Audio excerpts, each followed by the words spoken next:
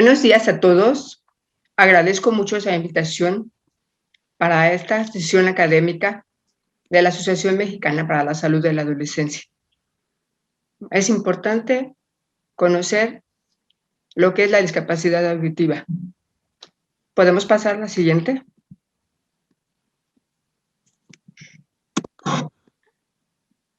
Esperen.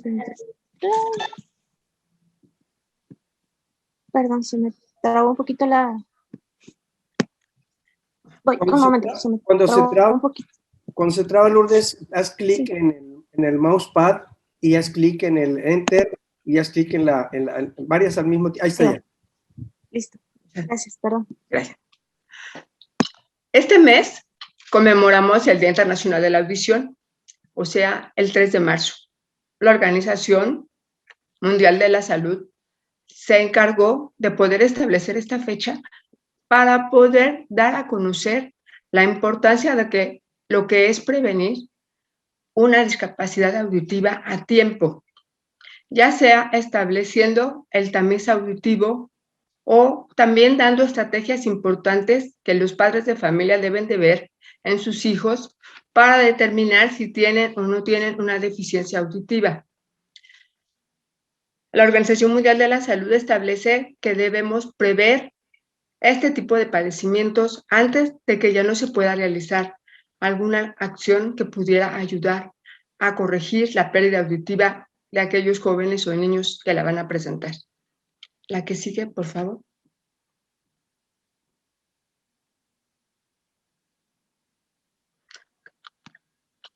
Como todos nuestros órganos de los sentidos, la audición es uno de ellos, y la función de la audición va a ser transformar precisamente esas ondas que estamos recibiendo y convertirlas en impulsos nerviosos que van a ser perceptibles a nuestro cerebro, el cual los va a transformar y lo vamos a captar en forma de sonido. Vamos a recordar un poquito, de una manera breve, es cómo nos llega nuestra audición. Vamos a recibir algún impulso de tipo sonoro en nuestro oído, va a llegar al conducto auditivo externo, va a hacer vibrar a la membrana timpánica, a la vez van a vibrar los huesecillos, de ahí se van a transformar hacia el interior de la cóclea, y en el trayecto de los conductos semicirculares y con los movimientos de la endolinfa y perilinfa se van a hacer una transformación de impulsos nerviosos perceptibles que van a conducirse a través de nuestro nervio auditivo y llegar en una forma importante y perceptible al cerebro para que nosotros podamos escucharlo o transformarlo en un sonido. No es lo mismo oír que escuchar. El oír es oír cualquier tipo de sonido, cualquier tipo de ruido que se pueda presentar en nuestro medio ambiente, pero el escuchar es poder hacer la discriminación como tal de la palabra que estamos recibiendo, poder entender lo que la persona nos quiere comunicar. La que sigue, por favor. Para esto es importante conocer qué es el sonido. La que sigue. Okay. Un ejemplo muy claro. Cuando nosotros dejamos caer una gota en una pileta, normalmente escuchamos el goteo o el golpeteo que existe en esa onda que se está formando en el agua. En un decir tendríamos que decir que este sonido va a ser el resultado de una vibración que va a existir dentro de ese cuerpo. Va a haber un movimiento de moléculas de un lado a otro con una suficiente rapidez en lo que va a generar esa vibración y nos va a dar lo que es el sonido. Ese sonido debe ser perceptible a nuestro oído y debe ser transmitido a nuestro cerebro para que nosotros podamos entender. El sonido jamás se va a propagar en el vacío. Siempre necesita caer y moverse en un lugar en donde exista vibración para que se pueda producir. La que sigue. Cuando nosotros hablamos de audición, casi siempre tenemos que tomar en cuenta cómo la vamos a medir o cómo vamos a encontrar que la persona tiene una deficiencia auditiva. Y tenemos dos puntos importantes. Uno sería la frecuencia. La frecuencia es el número de ciclos por segundo que se van a ir dando en una unidad de medida que se llama Hertz. Esa es la primera unidad que se va a tomar en cuenta en las audiometrías. Con base a esa, la magnitud y la intensidad va a ser esa presión que se ejerce sobre las ondas y la velocidad que tiene cada una de las partículas que se están moviendo de un lado a otro.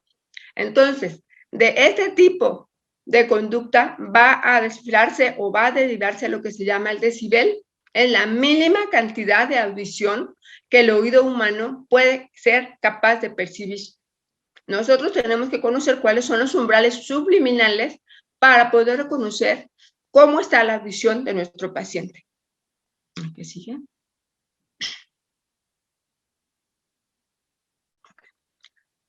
En el medio ambiente donde vivimos, normalmente existe mucho ruido y a veces la sordera viene precisamente por ese ambiente ruidoso que tenemos. A veces los jóvenes usan mucho el Walkman o usan mucho los auxiliares o usan mucho ruido, sobre todo en la música, y eso tarde o temprano deteriora nuestra capacidad auditiva. ¿Qué es importante conocer de la audición?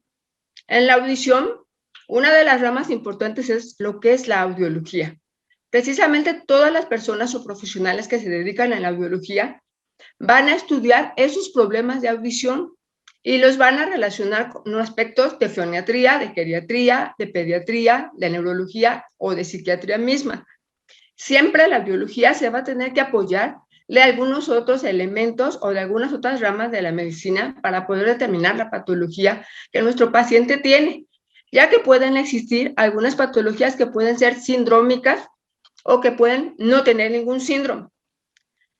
Si existe alguna persona que ahorita está escuchándonos y que no conoce lo que significa la palabra síndrome, normalmente va a ser un conjunto de síntomas o signos que van a formar una enfermedad.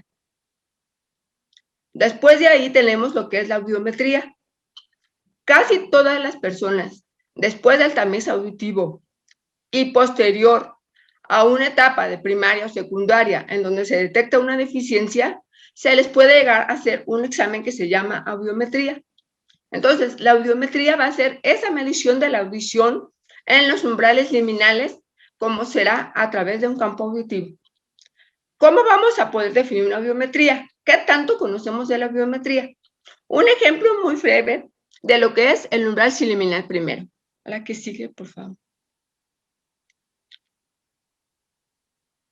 Estos son los umbrales liminales para la audición. En una forma muy fácil de poder aprendérnoslos y poder ver una audiometría y decir, tal vez esta persona tiene una discapacidad auditiva. En la audición normal, si ya sabemos que el decibel es la mínima parte que un oído puede percibir, entonces la audición normal se caracteriza de 0 a 20 decibeles. Dentro de la clasificación de las discapacidades auditivas entra lo que se llama la hipoacusia, y esta clasificación va a ser con base a los decibeles. Una hipoacusia leve se considera de 20 a 40 decibeles. Una hipoacusia moderada de 40 a 60 decibeles. Una hipoacusia severa de 60 a 80 decibeles y una hipoacusia profunda más de 80 decibeles. En algunas audiometrías normalmente ponen hipoacusia grave. Ese tipo de terminología no entra dentro de los umbrales liminales. Se encuentra entre la severa y profunda de acuerdo a la pérdida de decibeles que existen en ese paciente. La audición normal va a representar un margen de sensibilidad auditiva, más no va a ser un valor fijo. Siempre va a variar entre uno u otro decibel para poder determinar cuál es la pérdida auditiva que presenta nuestro paciente. La que sigue, por favor.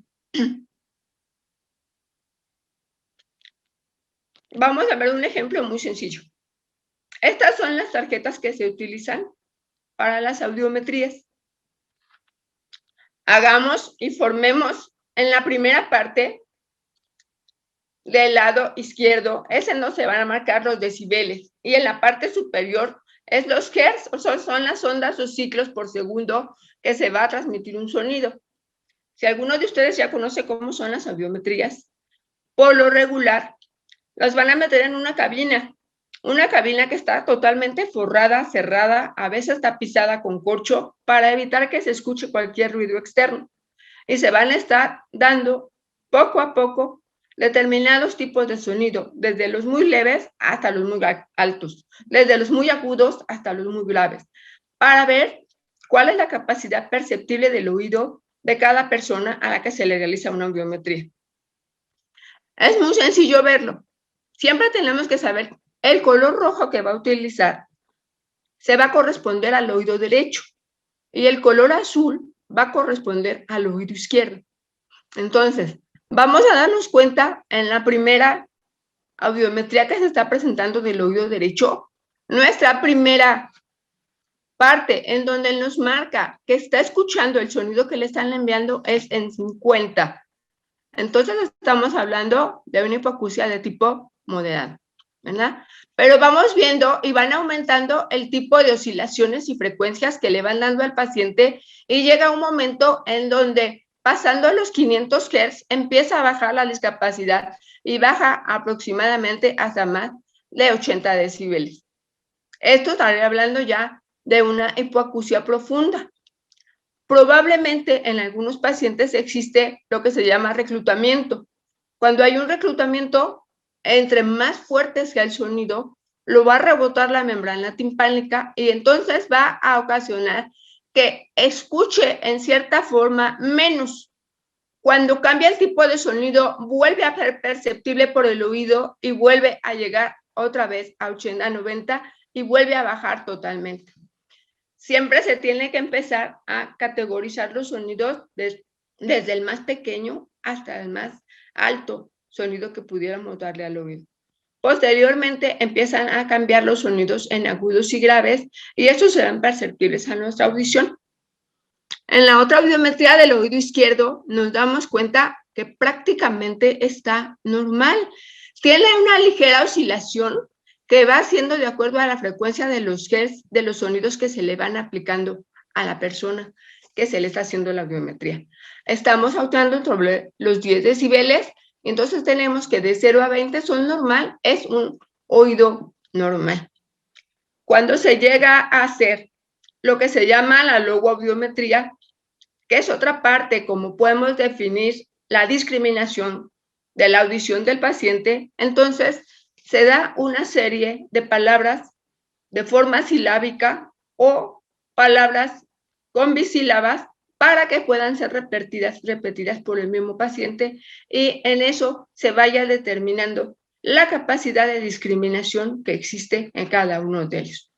Volvemos a hacer la comparación y nos damos cuenta que lo perceptible del paciente en discriminación con el oído izquierdo es favorable, pero con el oído derecho lo tenemos en una desventaja. De una u otra manera, esta forma de poder identificar las audiometrías, aunque no seamos otorrinos, aunque no seamos audiólogos, nos podemos dar cuenta perfectamente bien que nuestro paciente tiene una baja en la audición o tal vez también en la discriminación cuando tengamos una audiometría en nuestras manos. La que sigue, por favor.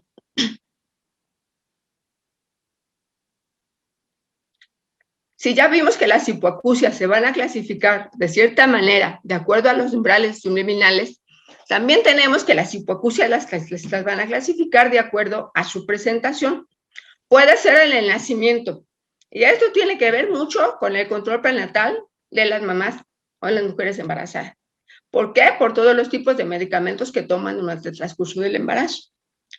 Puede existir otra falla en la etapa perinatal, cuando existe la hipoxia neonatal, cuando no hay oxígeno, cuando está naciendo nuestro bebé. Algunos padecimientos, como son las insuficiencias respiratorias que se presentan en el recién nacido, también nos pueden generar una alteración de nuestro oído. En la etapa postnatal, o también una etapa adquirida por lo regular, son las infecciones posteriores al nacimiento, cuando vienen infecciones faringoamigdalinas, cuando vienen otitis muy frecuentes, cuando vienen complicaciones por el sarampión o por la rubiola, se pierde la audición en aquellas personas que aparentemente nacieron bien y que ahorita presentan ya una alteración en su audición. En la relación con el lenguaje, también la clasificación de las hipoacusias son prelingüística o postlingüística. Y creo que en eso nos damos cuenta muy bien nosotros en los pacientes que vemos. ¿Por qué? porque algunos pacientes hablan perfectamente bien a pesar de tener una hipoacusia, y otros pacientes no hablan bien, hablan entrecortado porque presentaron una hipoacusia antes de poder empezar una actividad escolar.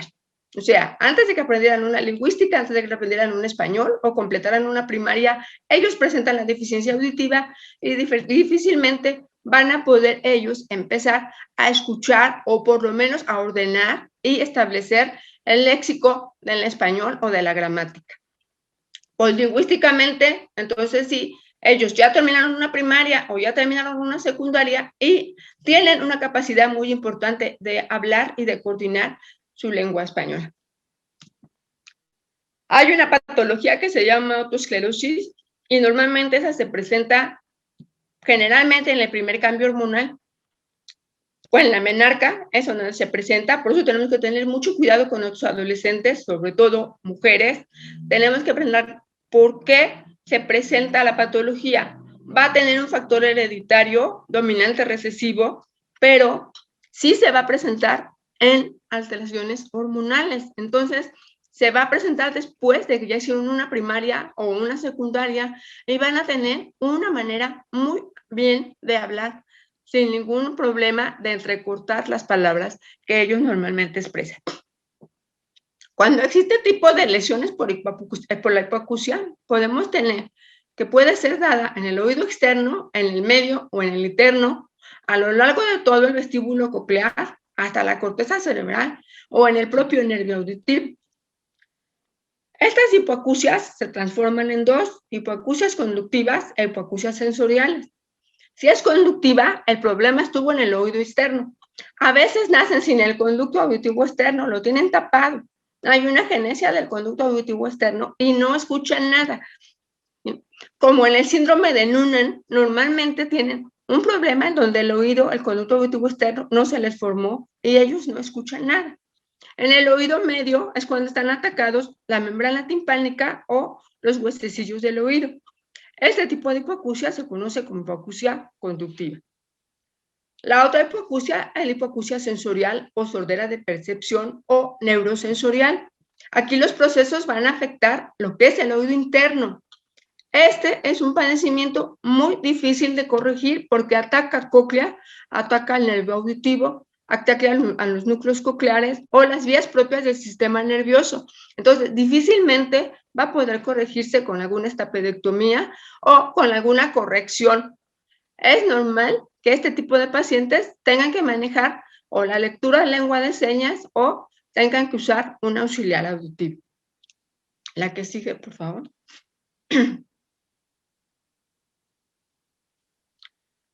Nosotros sabemos muy bien qué es la discapacidad. Entonces, cuando hablamos de discapacidad, hablamos de una deficiencia, hablamos de una limitación y hablamos de una restricción de la participación.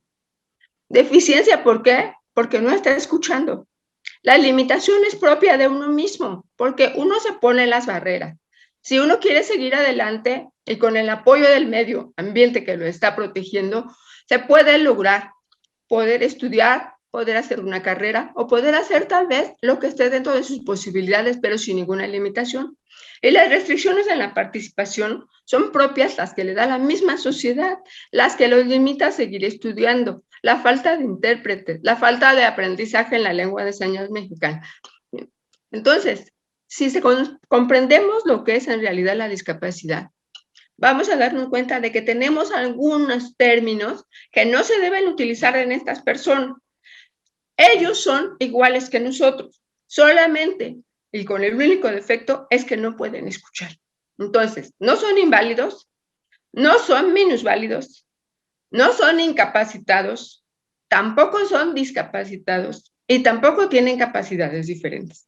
Es decir, son personas que tienen una discapacidad. Entonces, para referirnos a ellos, tenemos que decir que es una persona que tiene una discapacidad auditiva.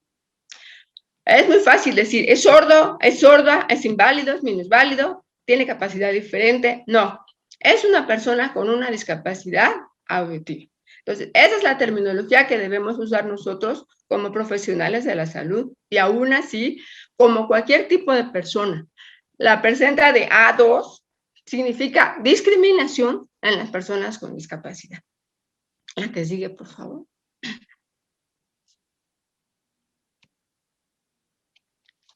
Si la audición es una parte muy importante dentro de la comunicación de una persona normal a una persona sorda, entonces tenemos que tomar en cuenta que la comunicación de una persona con discapacidad auditiva tiene también su juego. Entonces, esta es una forma de cómo ellos se comunican. La primera sería bimodal. Van a asociar dos modalidades. Son las personas que hablan, pero también hacen lengua de señas. Entonces, utilizan las dos, es como si fuéramos bilingües, ¿sí? Hablo español y hablo inglés, ¿no? O hablo español o hablo otra lengua. Entonces, ellos hablan las dos lenguas. ¿Por qué? Porque la lengua de señas mexicana también es una lengua que está a nivel mundial. Después hablamos de lo que es la palabra completada. En la palabra completada, lo que nosotros tenemos que llevar a cabo es que está escuchando la persona y de repente no terminó de completar la frase, ¿sí? Es cuando dice mucho el dicho, el sordo no entiende, pero compone. Entonces, eso es lo que pasa en la palabra completada. Ellos tratan de completar la palabra que les están diciendo, ¿sí? Es muy común en los jóvenes que empiezan a tener sordera, que empiezan a tratar de medio adivinar lo que les están diciendo. ¿Sí? Es aquí cuando tenemos que decir, aguas, ahí hay un problema de discapacidad auditiva. Si no están escuchando la tele, o le escuchan muy fuerte, o la música le escuchan muy fuerte, o le hablan por atrás y no les contesta, aguas, porque están ante un caso de una posible pérdida auditiva. Otra de las formas o herramientas que ellos tienen es la lectura labial. Se consiste precisamente en leer el movimiento de los labios. Se acostumbran a ver el movimiento que hay en los maxilares, en la nariz, en los ojos y en el orbicular de la boca para presentar la lectura labial. La lectura gestual es la mímica normalmente. Esto interviene mucho para ustedes. Cuando no sabemos lengua de señas, la lectura gestual es muy importante porque si sabemos lengua de señas, ya la hicimos. Si no sabemos, tampoco la hicimos. Entonces, la lectura gestual es expresar corporalmente lo que queremos decir. Si no sabemos cómo defendernos ante una persona que tenemos sorda, entonces tenemos que empezar a hacer mímica para poder defendernos y poder de una manera comunicarnos con esta persona. Y por último tenemos el alfabeto manual. Es el dactilológico, ¿sí? Nosotros antes de empezar a aprender la lengua de señas mexicana tenemos que saber que el alfabeto manual es el alfabeto de nosotros. El A, B, C, D, F, G es el mismo, nada más que es el alfabeto con las señas mismas. La que sigue, por favor. Es importante que nosotros conozcamos cómo nos podemos comunicar con las personas con discapacidad auditiva. Ellos también tienen sus normas y tienen sus reglamentos, ¿sí? Que se deben de tomar en cuenta para que tengamos una comunicación efectiva con ellos. Entonces, no nos vamos a interponer entre dos personas. Estamos platicando una a otra y no vamos a pasar así porque sabemos que la atención entre una persona y la otra debe ser con una atención de tipo visual. Entonces, no debemos de perder el contacto visual que tenemos con la persona con discapacidad, porque no sabemos en qué momento nos está leyendo los labios o no nos los está leyendo, o en qué momento tenemos una distancia que nos va a impedir hacer el movimiento de la lengua de señas. Siempre me voy a comunicar de frente, nunca me voy a comunicar de lado para poder tener la visualización completa de su cara, ¿sí? Y los movimientos gesticulares que va a hacer la persona con la que yo me estoy comunicando. Voy a mantener una distancia muy prudente para realizar mis movimientos. En este caso, si estoy hablando con lengua de señas, tengo que mantener una distancia de esta forma, no así. Tiene que ser una distancia en donde me permita mover las manos, no le pegue yo a la otra persona, pero tampoco estar así, porque la distancia va a significar discriminación o rechazo ante la persona con discapacidad. También ni debo estar comiendo, ni debo estar masticando ni debo estar chupando nada, porque eso impide ver el movimiento de los labios de la persona, y menos podemos establecer la comunicación de ella. Cuando yo quiero llamar la atención de una persona sorda, tengo que tener mucho cuidado. Ellos han estado sujetos siempre a discriminación. Cualquier tipo de movimiento que tengamos que no sea considerado por él como algo normal, lo puede considerar como una agresión. Entonces, con nuestro dedo índice podemos tocar cualquiera de los dos hombros para que pueda voltear la persona. No la toquen con toda la mano en el hombro porque para ellos significa agresión. Al voltear, al no saber qué es lo que está atrás de ustedes, ellos sienten la agresión hacia su persona. Cuando ellos normalmente se encuentran en un grupo muy numeroso, tienen que utilizar la luz intermitente. ¿Por qué es importante esto? Si ustedes tienen algún suceso en donde haga un temblor o un incendio o algún desastre, necesitan ustedes zigzaguear rápidamente la luz para que ellos puedan ver y darse cuenta que algo está sucediendo en su entorno y que se puedan mover rápidamente hacia donde ustedes pudieran dirigirlos. Ellos normalmente en la casa, en sus casas, para poder escuchar el timbre de que están tocando la puerta, ya sea que tienen una mascota que les está ladrando y les va a decir que están tocando, o tienen una luz que se prende y se apaga que les indica que alguien toca la puerta. Es aceptable señalar a las personas cuando están en un grupo numeroso, no como con nosotros. Si nos señalamos, es como si tuviéramos una falta de respeto. No, con ellos sí se puede señalar fácilmente sin poder faltar al respeto. La que sigue, por favor. Cuando nosotros hablamos muy bien en esto, hablamos de lo que se llaman los ideogramas. O sea, para ellos es importante saber, no es lo mismo que yo diga hola con el alfabeto dactilológico a que yo diga hola. Entonces, el ideograma para su comunicación es ya formar la palabra como tal, lo que va a originar una seña a través del movimiento de las manos. La que sigue, por favor.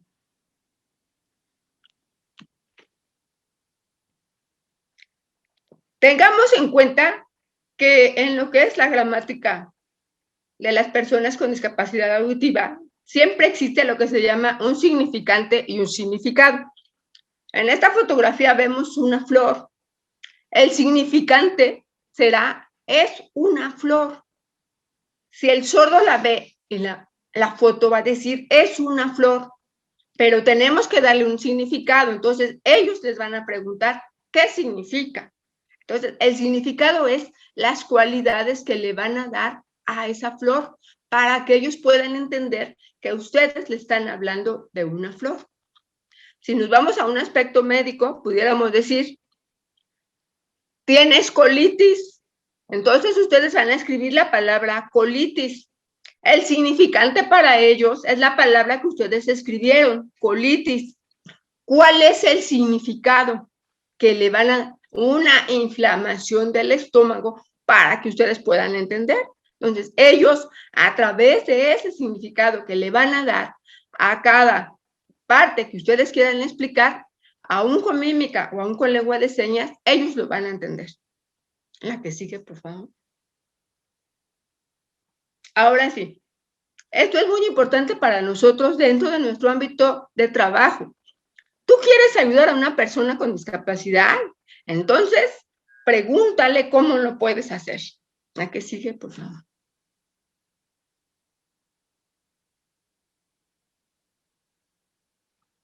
Cuando tenemos a un paciente con discapacidad auditiva, tenemos primero que echar mano de todo lo que vamos a ver. ¿Sabe leer? ¿Sabe escribir? ¿Lee los labios? ¿Usa lectura labial? Que no sería lo mismo. Puedo leer los labios nada más, pero no tengo la facilidad de usar una lectura constante, ¿sí? O sea, no estoy capacitada para hacer una lectura labial. ¿Sabe lengua de señas? ¿Trae un implante coclear? ¿Usa auxiliares? Es sordo, pero está oralizado, o sea, habla. A pesar de ser sordo, habla porque llevó una terapia o no sabe nada de lo que vimos anteriormente. Es importante que ustedes siempre se pregunten esto. ¿Sabe leer? ¿Sabe escribir? Pues tiene que ponerle un papelito y se lo presentan para saber si sí sabe o no sabe. Se tienen que dar cuenta si se les fija la boca para saber si verdaderamente practica la lectura labial. Evítense tapar. Imagínense ahorita con la pandemia lo que ha pasado, usarle cubrebocas para una persona sorda que no sabe leer, que no sabe escribir, que no sabe lengua de señas. ¿Cómo se van a comunicar con ellos? El implante coclear sí lo trae, sí, lo va a traer desde nacimiento, porque se los pone en la temprana edad y entran a terapia auditiva inmediatamente para que puedan empezar a verbalizar y puedan empezar a hablar a temprana edad. Usa auxiliares, sí, a veces se los ven y a veces no, entonces usa auxiliares para saber de qué manera se puede proteger. Y si es sordo oralizado, ya la hicieron, porque entonces les va a escuchar, les va a leer los labios, pero también va a poder hablar con ustedes. La que sigue. Sus herramientas más importantes que ustedes deben de tener en sus lugares, en su familia, en su consultorio, en donde ustedes quieran. Una, saber lengua de señas mexicana si es posible. Tienen que usar dibujos con ellos. Traten de hacer rotafolios de acerca de todos los temas que ustedes quisieran darles a estos pacientes o a estos jovencitos que se van a presentar con nosotros. Usen todo el material didáctico que tengan en sus manos. Usen modelos cuando tengan que explicar todo lo que es el cuerpo humano o lo que son los métodos de planificación familiar. Usen modelos, vagina, pene, las trompas de falopio. Usen modelos para poder entenderlo o en sí, usen su computadora para poder especificar todos los temas que ustedes quieran dar. Aprendan la mímica. Es muy bonita la mímica, pero sobre todo aprendan a hacer su lenguaje corporal.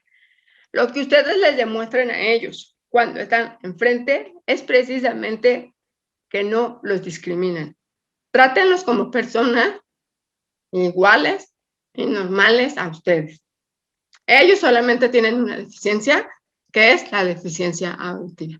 Entonces, la audición es importante y con mayor razón traten de prevenir las discapacidades auditivas en todas las personas, sobre todo empezando desde los bebés hasta los que ya presentan discapacidades en tempranas jóvenes, en edades muy tempranas como es en la adolescencia. La que sigue.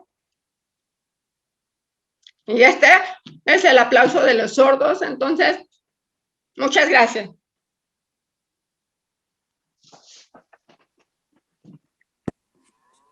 Muchas gracias, doctora. Bueno, continuando, es importante también, hablando sobre la atención de pacientes con discapacidad, que se vean a los pacientes de una forma integral, no solamente hablando como del oído, no solamente hablando de la oralización, no solamente hablando de toda esta interacción. También es importante hacer un hincapié y un momento para hablar de los derechos sexuales y reproductivos de las personas con discapacidad. Hablando un poquito de historia sobre la parte de los derechos sexuales y reproductivos de las personas con discapacidad, tenemos algunos antecedentes, siendo que en 1979 se presenta la primera Carta de Derechos Sexuales de Personas con Discapacidad. Es hasta 1997 que en una convención en Valencia se crea como tal la Carta de Derechos Sexuales y Reproductivos para Personas con Discapacidad. En 1999, en una reunión en Hong Kong, se aprueba la Declaración de los Derechos Sexuales y esta es reconocida por la OPS como un documento que tiene que ser llevado como tal en la atención de las personas con discapacidad. Es hasta 2014 que la declaración que se conocía de 13 derechos se vuelve una cartilla de 16 derechos. Hasta enero de 2018 es cuando se empieza a trabajar la Carta de Derechos Sexuales y Reproductivos para Personas con Discapacidad aquí en México. Se empieza el trabajo en enero del 2018 y este concluye en diciembre del 2018. ¿Cuál es la intención de crear una cartilla o por qué tenerlo de alguna manera ya establecido estos derechos sexuales y reproductivos?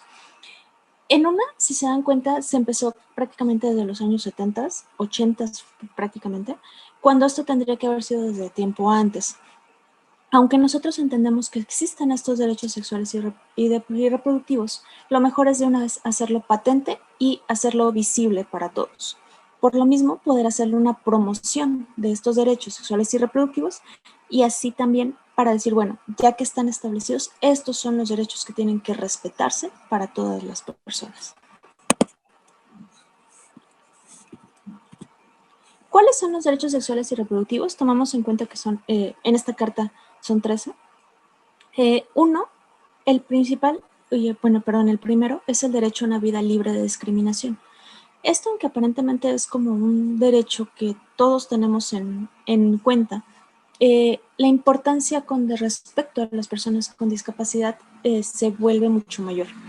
El simple hecho de decir, bueno, que no tengamos una actitud de discriminación para que las personas con discapacidad puedan acceder a servicios de educación y a servicios de salud y que se les pueda respetar ese derecho al acceso a servicios de salud es fundamental. El segundo derecho es la igualdad entre hombres y mujeres. Aún con todo, si de por sí las personas con discapacidad ya pueden ser sujetos de una discriminación, el hecho de ser a lo mejor mujeres y con discapacidad también les vuelve en una doble discriminación. Si a eso le acomodamos también que probablemente provengan de una comunidad indígena o que tengan una lengua diferente, les vuelve sujetos de triples discriminaciones. Entonces, esto vuelve personas que tengan mucho menos acceso o que puedan llevar a cabo estos derechos de la mejor manera. El tercer derecho es el derecho a la autonomía, a la integridad y a una vida libre de violencia. Esto más encaminado también en la situación de decir que los pacientes con discapacidad, independientemente del tipo que sea o de la cantidad que puedan llegar a presentar o la severidad, es de que pueden llegar a tener decisiones propias con respecto al desarrollo de su sexualidad. Para esto, la creación de una autonomía y que puedan llevar con eso la autonomía y la decisión de su vida sexual y reproductiva, también con el hecho de que si nosotros consideramos esta autonomía en las personas con discapacidad, les va a volver sujetos de que puedan tener mucha menor violencia en general, siendo que de por sí su contexto puede ser complicado. Tienen el derecho a manifestar su identidad sexual, expresión e identidad de género, así como orientación, preferencia sexual de forma libre y autónoma. En esta situación, todas las instancias de gobierno, todas las asociaciones, todas las personas tenemos que apoyarles y de alguna forma no coercionar a que lleven esa vida sexual de otra forma. Ellos pueden tener el derecho siempre y cuando se les informe y reciban y procesen esa información de forma adecuada para que puedan llevar a cabo. El siguiente derecho es el derecho a la educación integral de la sexualidad en lenguajes y con recursos acorde a las necesidades de las personas con discapacidad y sus familias. Esto es muy importante. Uno como promotor de salud, como parte médico, sobre todo con adolescentes, con jóvenes, que probablemente tengan una discapacidad, ahorita lo comentaba la doctora Lupita, tenemos muchos recursos con los cuales podemos darles la información y tener esa educación integral con respecto a la sexualidad. Hablando de personas con discapacidad auditiva, en principal está la lengua de señas. Si no se conoce, pues podemos hacer recurso, como dice la doctora, de modelos, de presentaciones, de dibujos, de otras formas, para que también podamos aterrizarlo y que sea lo más claro posible y con eso que puedan tomar sus decisiones de mucho mejor manera. También considerando a lo mejor las personas con una discapacidad visual que puedan tener materiales en braille o aquellas personas que puedan tener otra lengua que también puedan acceder a ella. El siguiente derecho es el derecho a la información científica en lenguas, sistemas, formato y tecnologías acorde a los requerimientos de las personas con discapacidad. A lo mejor es redundante con el derecho anterior, pero es muy importante la situación de decir, tienen que recibir información científica. en la cual no es una creencia, no está dirigido con respecto a un valor, a lo mejor valor de la persona que está proporcionando la información, y que tiene que ser de alguna manera laica para que estas personas puedan, con la información neta, la información científica, en la forma en la que les sea más acorde para ellos accederla, puedan con eso tomar sus decisiones. El siguiente derecho es derecho a la intimidad y a la privacidad sexual. Esto, hablando en particular con adolescentes, cuando llevamos a cabo una consejería sobre educación sexual, en algunas ocasiones es necesario, y más en pacientes con discapacidad, que se tenga un espacio libre para que ellos puedan expresarse de una forma en la cual no sean juzgados, o que a lo mejor por pena con otra persona, hablando de adolescentes, a lo mejor con los padres, no pueden expresarse de esa forma.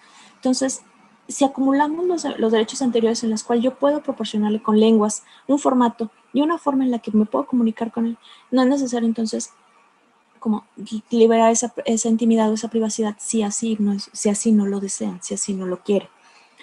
En algunas ocasiones, o estoy acomodándolo, es de que como no sé cómo abordarlo, tengo que platicarlo con otra persona, y entonces en ese caso la intimidad y la privacidad del paciente ya ha sido violada, ya ha sido expuesta. Entonces, aún con eso, volvernos sensibles y el hecho de decir, sí, aunque tenga una discapacidad, es una persona que todavía tiene esa intimidad y tiene esa privacidad. El derecho al ejercicio libre, placentero e informado de la sexualidad. Esto también marca el hecho de que no importa el tipo de discapacidad, pueden llegar a tener algunas actitudes también como de afecto o placer de otra forma que no sea simplemente como el acto sexual. Entonces pueden llevar a cabo muchas otras manifestaciones, siempre y cuando sean informados y sean de un ejercicio libre y que sea placentero para estas personas. El derecho a la obtención de la salud sexual y salud reproductiva acorde a los requerimientos específicos de las personas con discapacidad también es un derecho en el cual ponemos atención para que el acceso a los servicios de salud sea lo mejor posible y lo más sencillo posible para estas personas, sea libre y sea adecuado a todos ellos. El derecho a decidir de manera libre, responsable e informada sobre el ejercicio de la maternidad, paternidad, adopción y reproducción asistida. En ocasiones el hecho de decir, o los mitos que tenemos con respecto a algunas discapacidades de que son transmisibles o que pueden heredarse, eso hace de alguna manera que al momento de que hagamos una consejería sexual, si tenemos el mito o no estamos tan entendidos sobre qué es lo que está ocurriendo con la persona, se le violan esos derechos y decir, bueno, esta persona no puede ejercer una maternidad o no puede ejercer una paternidad cuando sí lo pueden hacer. Tiene que hacerse ahí una evaluación y tiene que hacerse una información integral para también informar a la persona si en algún momento puede llegar a tener este riesgo, pero que lo decidan de esa forma y tener la atención adecuada para que lo tengan. Así también, con todo esto, que tengan el acceso a los servicios de salud para evitar infecciones de transmisión sexual y que puedan tener también la información con respecto a que no se les limite la información, así como se les solicite. Otro es el derecho a establecer relaciones afectivas y sexuales, al noviazgo y a elegir el estado civil, así como la expresión pública y privada de los afectos. Si una persona con una discapacidad auditiva puede tener una vida afectiva exactamente igual que a los demás, así como una persona con una discapacidad visual o incluso algunos con un retraso psicomotor o moderado, también ellos pueden llegar a tener esa libertad siempre y cuando lo hagan con la información y que se los podamos hacer llegar de esa forma y que se sientan seguros y que sea placentero. El derecho a la participación, la consulta e incidencia en las políticas públicas sobre salud, sexualidad, reproducción y bienestar. Esto es muy importante porque a lo mejor nosotros en el aspecto de algunas personas no tenemos discapacidad y podemos estar aún con todos sensibilizados, pero tenemos que escuchar su opinión y tenemos que saber exactamente qué es lo que está ocurriendo, qué es lo que se necesita. Lo mencionó la doctora Lupita hace un momento. Si quieres ayudar a una persona con discapacidad, pregúntale cómo. Entonces, esa es la importancia también de que nuestras autoridades o las personas que estén encargadas de las políticas públicas consulten de forma frecuente a las personas con discapacidad para que puedan estar en todo el marco y entender perfectamente cuáles son las necesidades y cómo cubrirlas. Hay una cartilla también sobre derechos sexuales de adolescentes y jóvenes. Estos son 14 derechos. Uno, el derecho a decidir de forma libre, autónoma e informada sobre el cuerpo y sexualidad, de ejercer y disfrutar plenamente la sexualidad, a manifestar públicamente los afectos, a decidir libremente con quién o quiénes se pueden relacionar afectiva, erótica y sexualmente, el derecho a que se respete la privacidad y la intimidad y a que se resguarde la información personal, derecho a la vida, a la integridad física, psicológica y sexual, a decidir de manera libre e informada sobre la vida reproductiva, el derecho a la igualdad, a vivir libres de discriminación, a la información actualizada, veraz, completa, científica y laica sobre la sexualidad, el derecho a la educación integral, el derecho a accesar a servicios de salud sexual y reproductiva, el derecho a la identidad sexual y a la participación en políticas públicas. Quería que vieran esta cartilla porque realmente son derechos muy similares. El punto de esto no es decir, bueno, obvio uno y obvio el otro, no, sino que si de por sí estamos hablando de personas adolescentes y jóvenes con una discapacidad, tengo que hacer mayor esfuerzo para que sus derechos sean visibles y sean respetados, siendo que están protegidos por ambas cartillas de derechos sexuales de adolescentes y jóvenes. Con esto es hacerlo patente y el hecho de decir, sí, yo al menos como promotor de salud o como médico o como persona que está encargada de la atención de adolescentes y jóvenes, sean sanos, o tengan o no una discapacidad o tengan alguna otra enfermedad, ellos también tienen esta cartilla de derechos o esta cantidad de derechos que yo tengo que conocer, tengo que respetar y tengo que acomodarme también mis recursos para hacerlas valer. Con esto finalizamos, agradecemos su asistencia, agradecemos su participación. Dejamos los datos siempre de la Asociación Mexicana para la Salud de la Adolescencia. Recuerden visitar nuestra página web, nuestro Facebook.